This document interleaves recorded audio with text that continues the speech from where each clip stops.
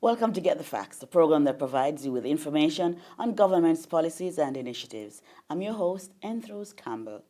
Now, today we closed out this series on Child Month, and we're talking with active members of the National Secondary Students' Council body on their role as advocates for their peers. We speak with Tamoy Campbell, who is Secretary and Public Relations Officer for Region 1 first, and later we'll be joined by Ravelle, who is President of Region 6.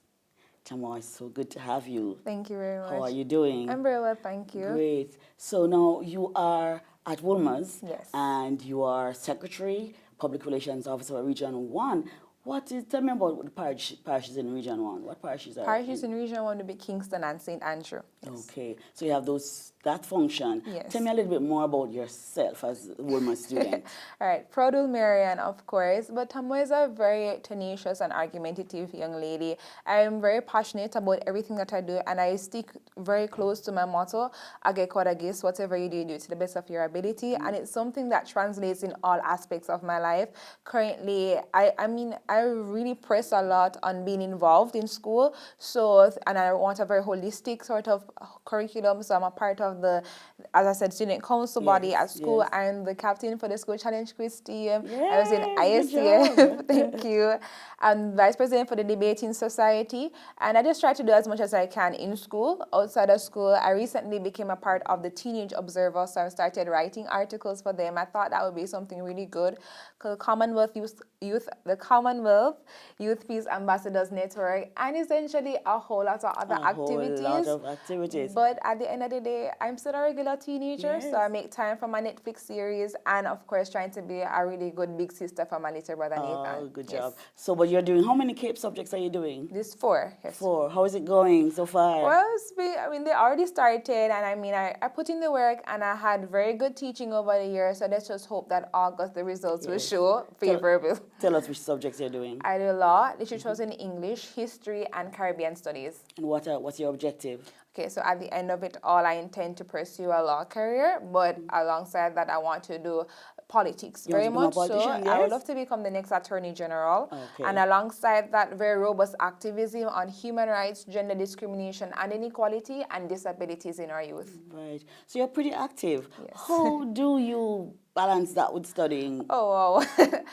I don't have a formula, really. It's a lot of praying. I just hope that everything goes well. But realistically, I try to set goals and objectives, and I try to say, okay, Tamoy, if you study this today, reward yourself with, let's watch probably a one series of Scandal or a little one or something that you want to do. Or I try to go outside a lot. I realize doing upper 6 doing all of these CAPE subjects, going outside a lot and just kind of taking a breather kind of helped. So that would really be it. So it's the reward system and just trying to take some nice long walks as much as I possibly can. So you watch some TV, yes, right? some TV. How would you advise children who watch a lot of TV?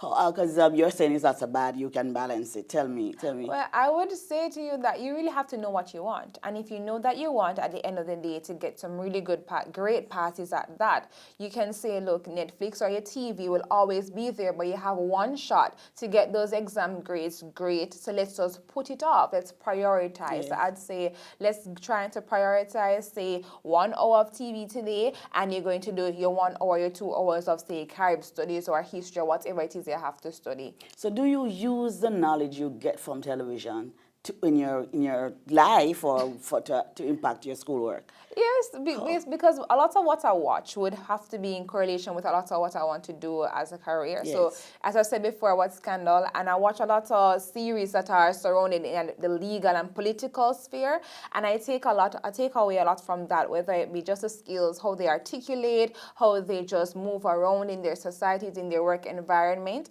And so those are some of the little areas, and of course, building my vocabulary, because I like to to hear the words, yes, that they yes, use. yes. So that's where I try to watch a lot of TV that would align with my Yes. interest as it pertains to my Right. career. But of course, every now and again you watch things that Yes. are just mere entertainment. Yes. So that's a very good point. Those of us who are watching, that when you watch television, you need to use what you learn from TV. Say the Yes. words, the vocabulary, the turn of phrases, and so on. Use that in your daily life, and it surely will help. Then you can say, you can watch some TV because it's benefiting. Yes. All right. Tell me a little bit now about your work in the Students' Council. So very rigorous, but we love it nonetheless.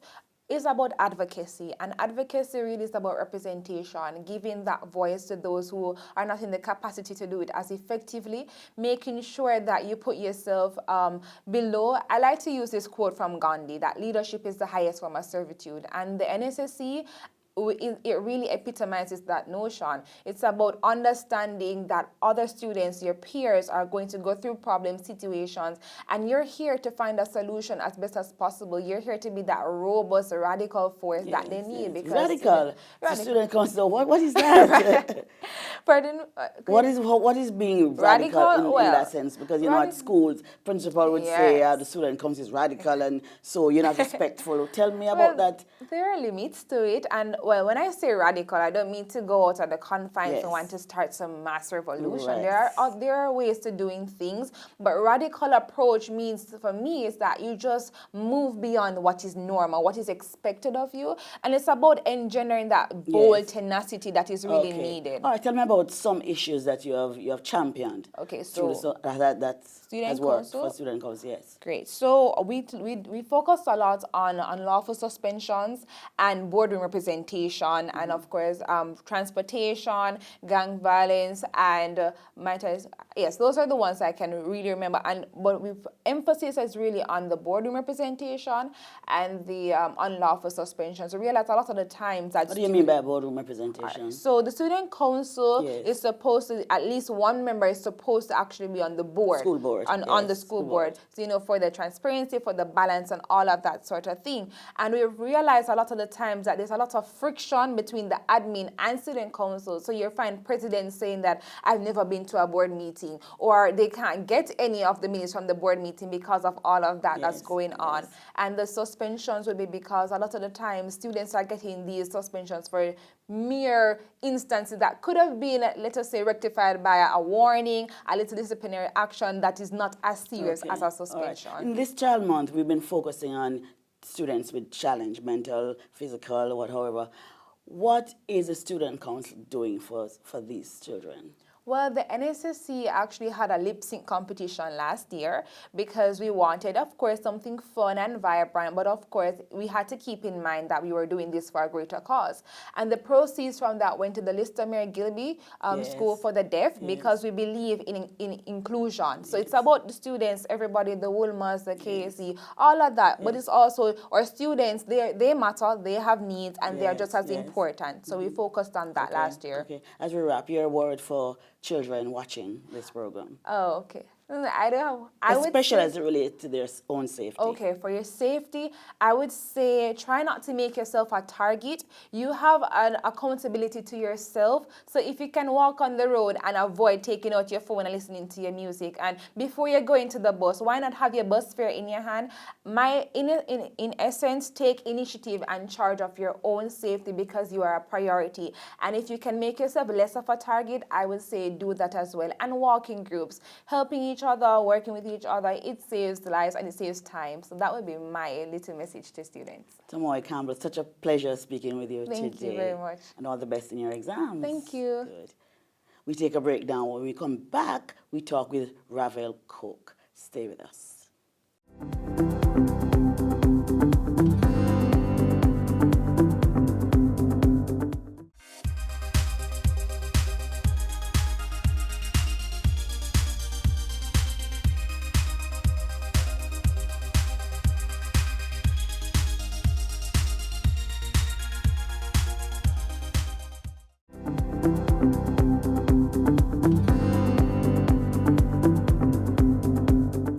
Welcome back to Get the Facts. Today we are focusing on our children as we close our Child Month.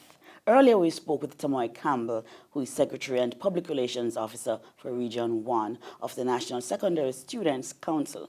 We're now joined by Ravelle Cook, Vice President of Region 6. Welcome, Ravelle. Thank you for having me. How are you? I'm very okay. You're Vice President of Region 6. Yes, miss. Tell me which parishes are in Region 6. So Region 6 includes St. Catherine and Clarendon. Yes.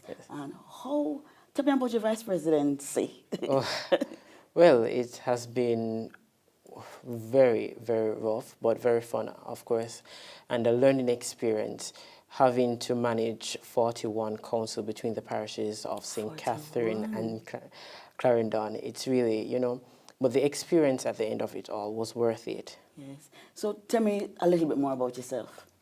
So I'm a sixth form student at the Charlemont High School, head boy serving my second term. I am a Theatre Arts Society member and exec member, a member of the debating team, ISCF and Key Club, and as you know, Student Council. A lot on your plate. And how are the exams so far? Well, they're going good, Right. And how do you study? Tell us how you study. You're just studying and doing all of that, those other activities. How do you do it? Wow.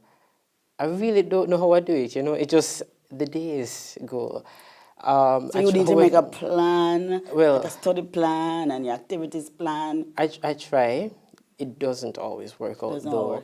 But what I do is that I have an idea of the topics that I really don't understand, and I try to set a goal for the day or a particular hour to see that this is what I need to understand by the end of this particular time. Well, you're obviously doing well, right? Yes, miss. Yes. Tell me now, what subjects are you studying at Cape? So I'm studying law, sociology, history, and Caribbean studies. Right, and you want to become a lawyer? Yes, miss. And a politician? And a politician. Why do you want to become a politician? A politician.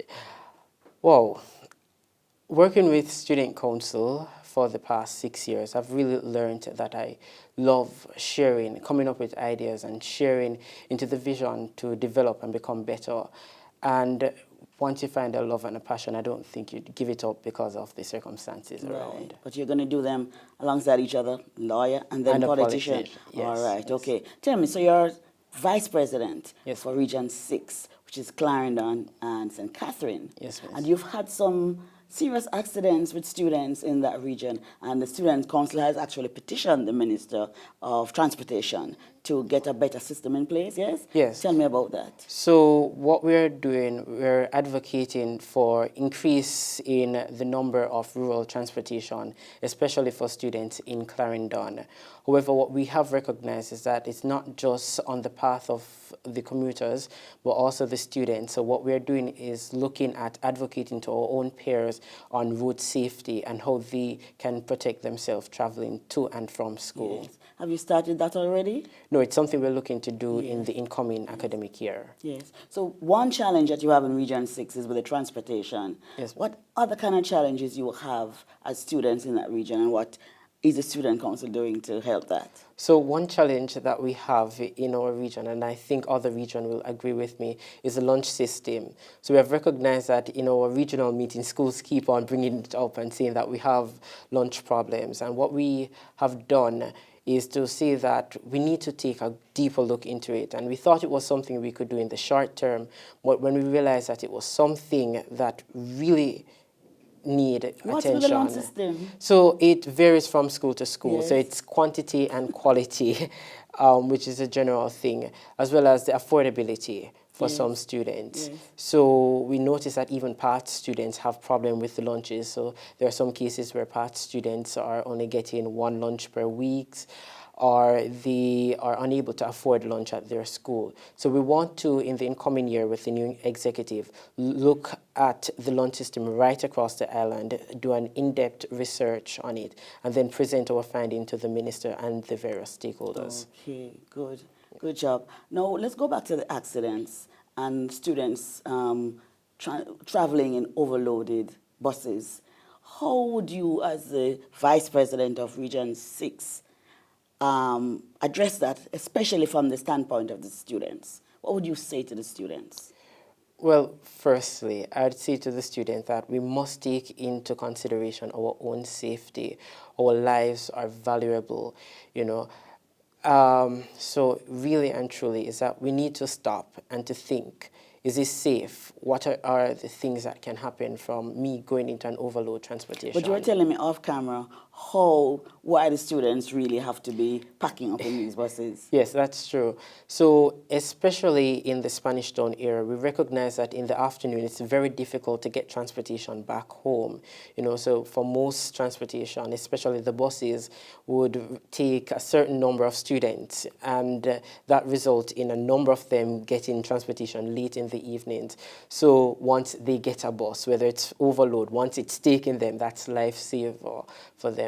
So what we are looking at is to see how we can best advise the public to take into consideration our students, our youths and children, because their safety, especially at this time, being late on the road is a concern. Yes, but I don't know, what is the solution? Well, that's going to be more than something on the spot, Right, but definitely a change in our view and our value for our children. As a future, I believe that adults need to think that our students need to be safe and protected. Yes. And as such, we need to look after them. So it cannot be that I am going to get on a bus and see a conductor say, oh, schoolers, I can't take you. We have sons and daughters, nieces and nephews. Yes. Yeah. Okay. Tell us, there is a phrase that most adults use these days. Oh, I'm so stressed. And you students are saying, no, they are saying they're stressed. We are stressed too. What is it that stresses students? School. And are you really? School. But you're supposed to go to school? Yeah. School is stress. School is stress. Like, really, it is stress. How is that? Because you're supposed to be studying, and that's all you're doing. You're not working. Why is it stressful? Well, study is just one part of it, you know. Why is studying stressful? I don't know. But then we go on and say that we need to get involved into various activities, which just gets us even more stress. Well, I would say if you have timetables and you have study timetables and you have your activities and you plan them carefully, you should be okay. What do you say? Well, we say, but even the persons who are well organized complain about being stressed. What I think, though, that we need to focus on is to have our students focusing on mental health, because it's a reality. We joke about it, but it's a reality. And we can see where there have been cases where students have been stressed to the extent that they commit self-harm as well as even suicide. So it's something that we need to explore within our schools. Yes. We're wrapping up now. Boys, the time has just Yes. flown by. Tell us, look to camera and tell us, what is your message to children watching now? So my message to children who are watching now is that as students, we have one responsibility. Well, we have a number of responsibilities. First, as human beings, so take care of yourself, take care of your safety. And secondly, as a student, you have a responsibility to yourself to ensure that your academic life is on par. So work together and to remember to be respectful and responsible. Yes. Thank you so much, Ravelle. Yes, thank you. All the very best in your you. subject and Thank you. your career. Thank you very much. Good job. This has been Get the Facts. Our special guests were Tamoy Campbell, Secretary and Public Relations Officer for Region 1 of the National Secondary Students' Council, and Ravelle Cook, Vice President of Region 6. Until next time, I'm Rose Campbell, reminding you to encourage, enable, and include our children always.